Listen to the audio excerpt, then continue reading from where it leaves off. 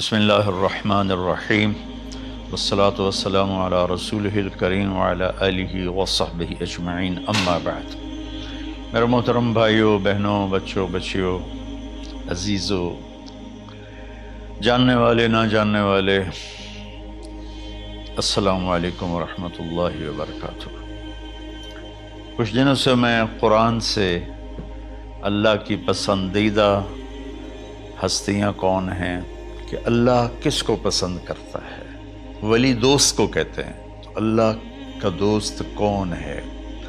وہ یہ کوئی وراثتی چیز نہیں ہے کہ ایک بڑے اولیاء اللہ تھے تو اب ان کا بیٹا بھی انہی جیسا ہوگا۔ ہمارے یہاں وراثت چلتی ہے کہ بڑے بزرگ کا بیٹا بھی بزرگ بن جاتا ہے، چاہے وہ کلین شیو ہو، وہ لوگ اس کے پاؤں چوم رہے ہوتے ہیں، جہالت ہے۔ تو آج میں تھوڑا سا سورہ بنی اسرائیل ہے، اس میں بھی سارے اخلاق بیان ہوئے۔ میرے بھائی بہنوں، ایمان لانے کے بعد انسان بنتا ہے، اور اس کے بعد اس کی قیمت، اس کا بڑا پن، اس کی وجاہت، اس کی شرافت، وہ پیسوں سے نہیں ہوتی۔ پیسوں سے انسان مالدار تو ہو جاتا ہے، بڑا نہیں بنتا، بڑا نہیں بنتا۔ ہمارا علم غلط ہو گیا۔ بڑا بڑا بندہ جے بولدیاں 3 ملن، یہ 200 مربع، یہ نواب آف فلانا ہے، نواب آف فلانا ہے۔ میرے بھائیو، یہ بالکل غلط علم ہے۔ بڑا وہ ہے جسے اللہ پسند کرے، بڑا وہ ہے جو میرے نبی کی زندگی کے پیچھے چلے، بڑا وہ ہے جس سے اللہ تعالیٰ راضی ہو جائے۔ باقی سب چھوٹے چھوٹے ہیں۔ تو آج ایک تیسری جگہ سے میں کچھ باتیں قرآن سے عرض کروں گا، جن کا تعلق ہمارے ایمان سے بھی ہے، اخلاق سے بھی ہے۔ وہ ہے بسم اللہ الرحمن الرحیم، وَقَضَىٰ رَبُّكَ أَلَّا تَعْبُدُوا إِلَّا إِيَّاهُ بِالْوَالِدَيْنِ إِحْسَانًا إِمَّا يَبْلُغَنَّ عِندَكَ الْكِبَرَ أَحَدُهُمَا أَوْ كِلَاهُمَا فَلَا تَقُل لَّهُمَا أُفٍّ وَلَا تَنْهَرْهُمَا وَقُل لَّهُمَا قَوْلًا كَرِيمًا وَاخْفِضْ لَهُمَا جَنَاحَ الذُّلِّ مِنَ الرَّحْمَةِ وَقُل رَّبِّ ارْحَمْهُمَا كَمَا رَبَّيَانِي صَغِيرًا۔ یہ بہت بڑا مضمون ہے۔ اللہ نے قرآن بھر دیا والدین کے خدمت کے لیے، والدین کی اطاعت کے لیے، والدین کی ماننے کے لیے۔ پہلا جملہ ہے اور تیرے رب نے فیصلہ کیا، ایک مطلب۔ دوسرا، اور تیرے رب نے حکم کیا کہ بندگی صرف اللہ کی ہے، بندگی صرف اللہ کی ہے۔ عبد اسے کہتے ہیں جو ہر بات پہ سر جھکا دے، عبد اسے کہتے ہیں جو ہر بات پہ بچھ جائے، اس کو عبد کہتے ہیں۔ تو اللہ کہہ رہا ہے میرے بندو، میرا ایک فیصلہ ہے اور میرا ایک حکم ہے، میرے سوا نہ تمہارا ہاتھ کسی کے آگے پھیلے، نہ تمہاری گردن کسی کے آگے جھکے۔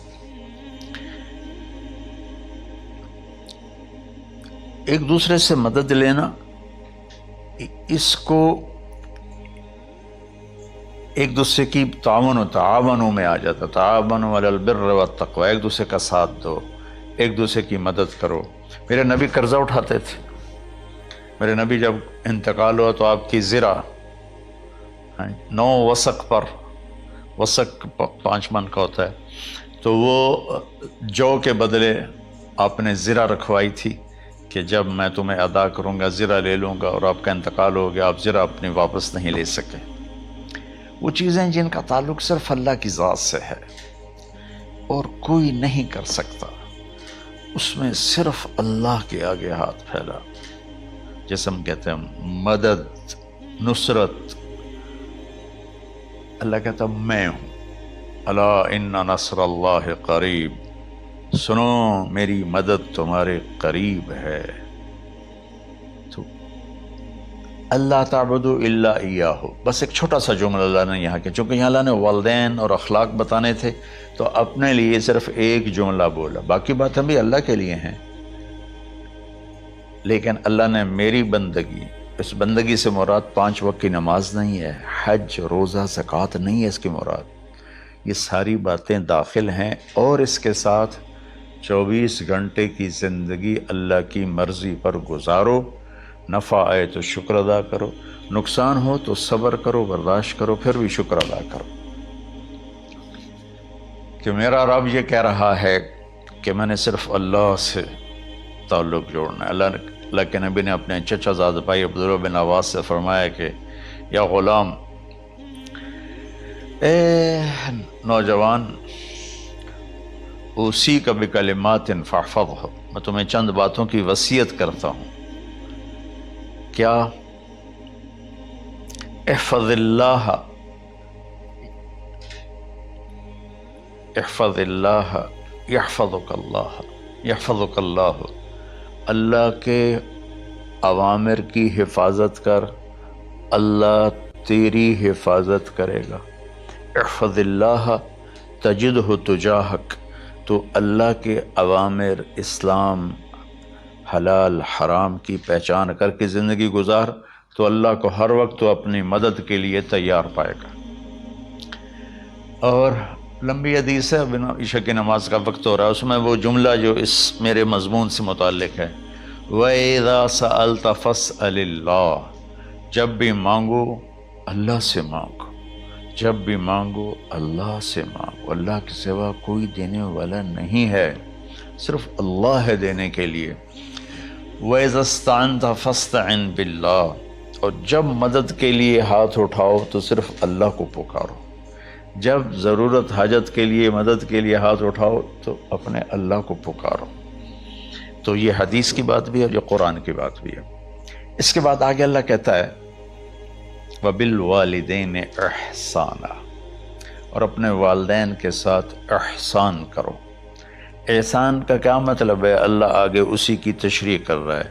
ویسے احسان کا مطلب عربی میں ہوتا ہے، یہ جو ہمارا اردو کا احسان ہے، میں تیرے تو احسان کیتا تو ہوں نالے کی کر رہے ہیں، یہ بھی مطلب ہے، لیکن احسان کا اصل مطلب ہوتا ہے، احسان حسن سے ہے، حسن، حسن سے الف، 2 الف ملے اور احسان بن گیا۔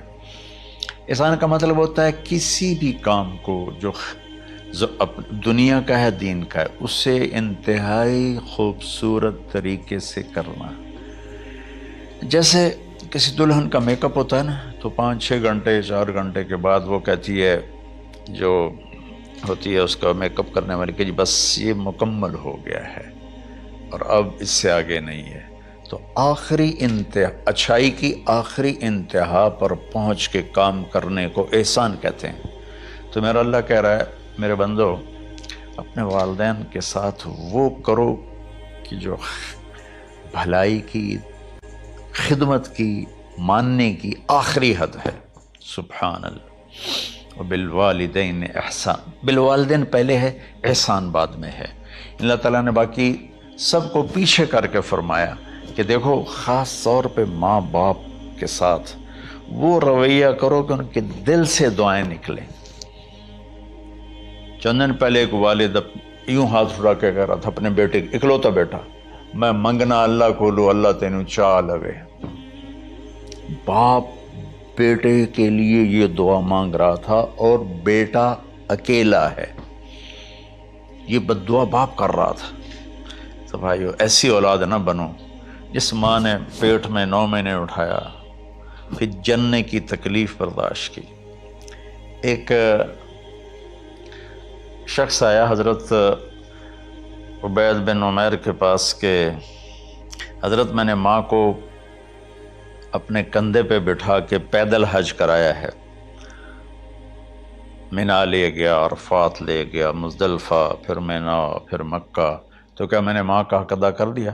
میں نے فرمایا ولا تلقۃ واحدہ، بیٹا ابھی ایک تلقہ کا حق بھی ادا نہیں ہو۔ تلقہ کسے کہتے ہیں؟ جب بچہ پیدا ہونے کا وقت آتا ہے تو ماں کو دردوں کی لہریں اٹھتی ہیں، وہ اتنی خوفناک ہوتی ہیں کہ ماں چیخ چیخ کے رہ جاتی ہے، اور بعض اوقات ڈیلیوری لیٹ ہو جاتی ہے تو وہ تڑپتی ہے، روتی ہے۔ وہ جو لہریں ہیں نا پیٹ میں آتی ہیں جاتی ہیں، آتی ہیں جاتی ہیں، ایک لہر جو درد کی اٹھتی ہے اس کو کہتے ہیں طلقہ۔ میں قربان جاؤں، انہوں نے فرمایا بیٹا ابھی تیری ماں نے جو تجھے جنا تھا اس وقت جو تجھے درد، وہ تیری ماں نے درد کی لہریں برداشت کی تھیں، اس میں سے ایک لہر کا بھی حق ادا نہیں ہوا، یعنی کہ حق ادا ہو ہی نہیں سکتا۔ یہ مطلب کہ حق ادا ہو ہی نہیں سکتا، کہ بیٹا ابھی ایک کا بھی نہیں۔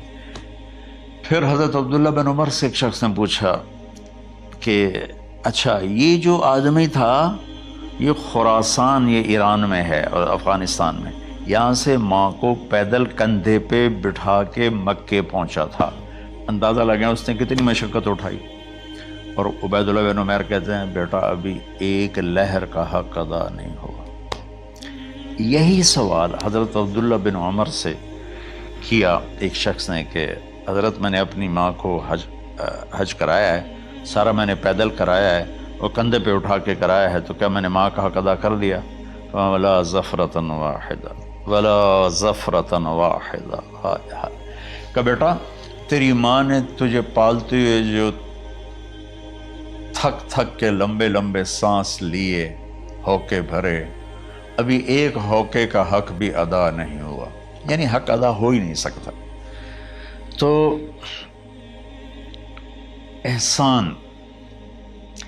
کے آگے تشریح آ رہی ہے۔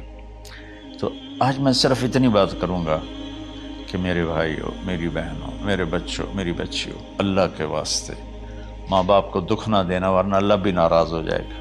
چند دن پہلے ایک بچہ بچی میرے پاس آئے، دونوں میڈیکل اسٹوڈنٹ تھے، کہیں کہ ہم شادی کرنا چاہتے ہیں۔ تو بچی نے کہا جی میرے والدین ناراض ہیں، وہ نہیں، اس رشتے پر راضی نہیں ہیں۔ تو میرے باپ کہتے ہیں اگر تو نہیں یہاں رشتہ کیا تو تیری میری ایک درمیان ایک خط آئے، کھچ جائے گا خلیج، ہم اس پار نہیں آئیں گے تو اس پار نہیں آئے گی۔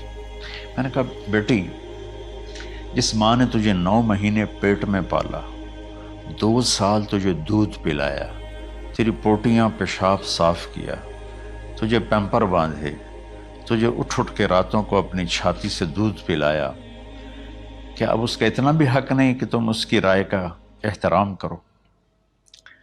اتنا بھی حق نہیں ہے؟